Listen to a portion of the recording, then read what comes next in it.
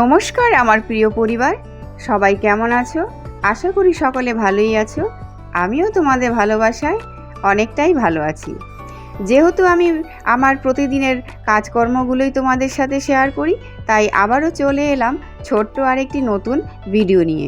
আশা করছি ভিডিওটি তোমাদের ভালো লাগবে, তাই ভিডিওটি স্কিপ না করে পুরো দেখার অনুরোধ রইল। ভালো লাগলে একটা লাইক করে দিও, আর কোনো ভুল হলে কমেন্টে অবশ্যই জানিও। তো প্রথমে আমি আগে সবজিটা কেটে নিয়েছিলাম, তারপর ফ্রিজে রাখা ছিল বিরিয়ানি, সেটা গরম করে খেয়ে নিলাম। তারপর রান্নাটাও সেরে নিলাম। রান্নাতে ছিল চিকেন রান্না করছি।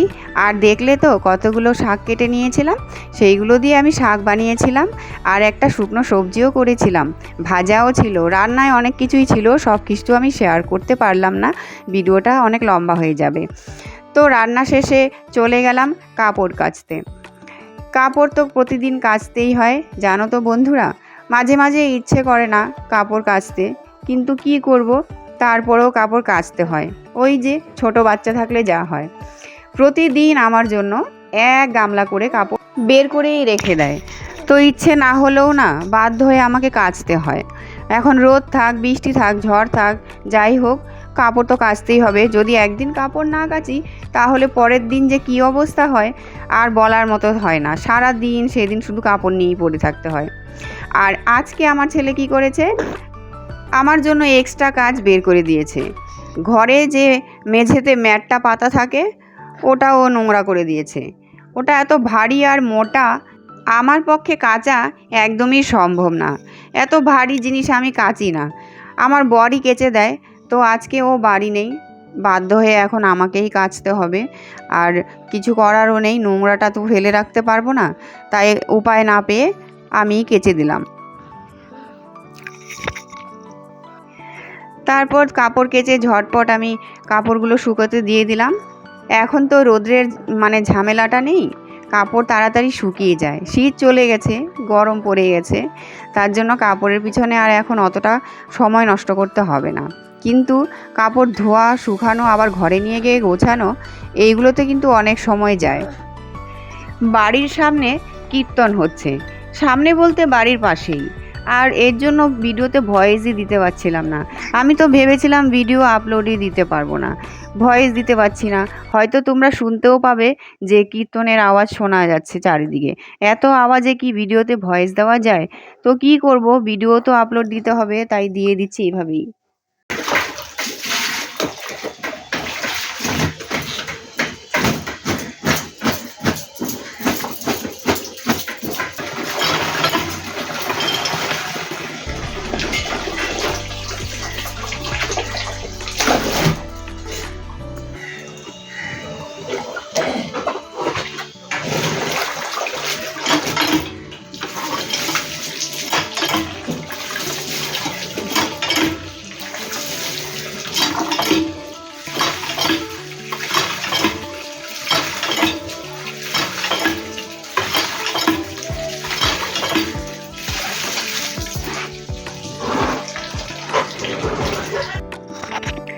এই ম্যাটটা অনেকটাই মোটা, আর ভিজালে পরে কতটা ভারী হয় তোমরা বুঝতেই পারছো।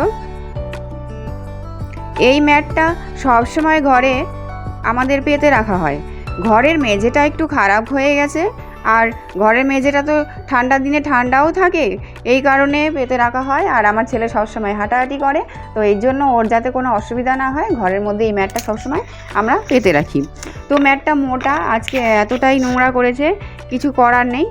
তো আমি কেচে দিলাম নিজেই। আর এই যে বাঁশের মধ্যে আমি মেলে দিলাম, এইখানে আমাদের সব মোটা যে ব্ল্যাঙ্কেট, লেপ আর মোটা মোটা যত ভারী কাপড় আছে, সব ওইগুলোই আমরা শুকাতে দিই। এটাতে দড়িতে দিলে কি হয়, ছিঁড়ে যাবে। তারপর স্নান সেরে নিলাম, ছেলেকেও স্নান করিয়ে দিয়েছিলাম, ওকে খাইয়ে স্নান করে দিয়ে ঘুম পাড়িয়ে দিয়েছি। তারপর স্নান করে চলে এলাম পুজো দিতে, যেটা বড় কাজ, পূজা না দিলেও হবে না। আর পূজা তো আমাদের দিতেই হবে, গৃহলক্ষ্মী নয়তো রাগ করবে।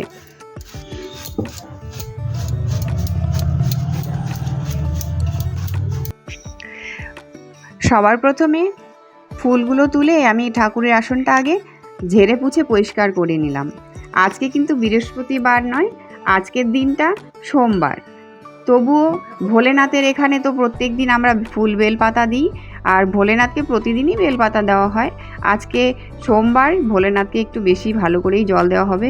দুধ নেই, কিন্তু তবুও আমরা প্রত্যেক দিন ভোলেনাথের মাথায় জল তো ঢালি, ঘরে যেহেতু স্থাপন করেছি, তোমরা আগের ভিডিওতে দেখেছিলে। তো বাসন মেজে চলে এলাম। প্রথমে আমি নন্দীজিকে জল ঢালি, তারপর ভোলেনাথকে জল ঢালি,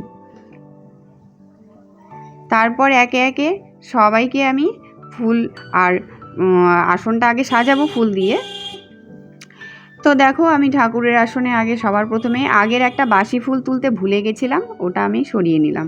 এটা আমার কোনো কারণে হয়তো ঘটের ফুলটা থেকে গেছিলো, ওটাকে ওঠাতে হয়তো ভুলে গেছিলাম। তারপর একে একে ঠাকুরের আসনটা আমি আগে ফুল দিয়ে নিলাম, ফুল দিয়ে আগে সাজিয়ে নিলাম। ঠাকুরকে বেশি করে ফুল দিয়ে পুজো দিতে পারলে মনটা খুব ভালো লাগে। আমাদের বাড়িতে বেশি ফুল গাছ নেই, হয়, কিন্তু তারপরেও আমরা প্রতিদিন ফুল কিনেই নিয়ে আসি। আর ভোলেনাথকে বেলপাতা দিলাম সোমবার, সোমবার বলে না, আমরা প্রতিদিন ভোলেনাথকে বেলপাতা দিই, আর আজকেও তাই দিলাম। প্রত্যেক দিন ভোলেনাথের মাথায় বেলপাতা দিতে পারলে ভালো লাগে।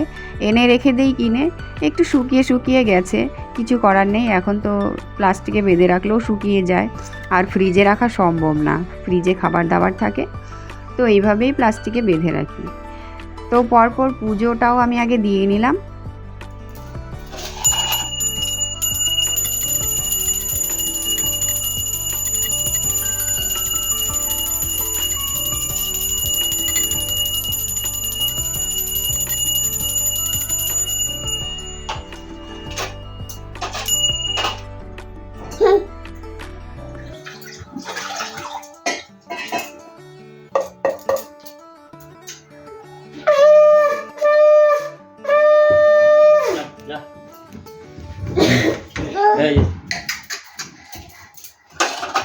পুজো দিতে দিতে ততক্ষণে আমার ছেলেও ঘুম থেকে উঠে গেছিল, ওর ঘুম হয়ে গেছে, বেশি টাইম তো ঘুমায় না, আর আমার পুজোর আওয়াজ পেয়ে ও আরও জেগে গেছে।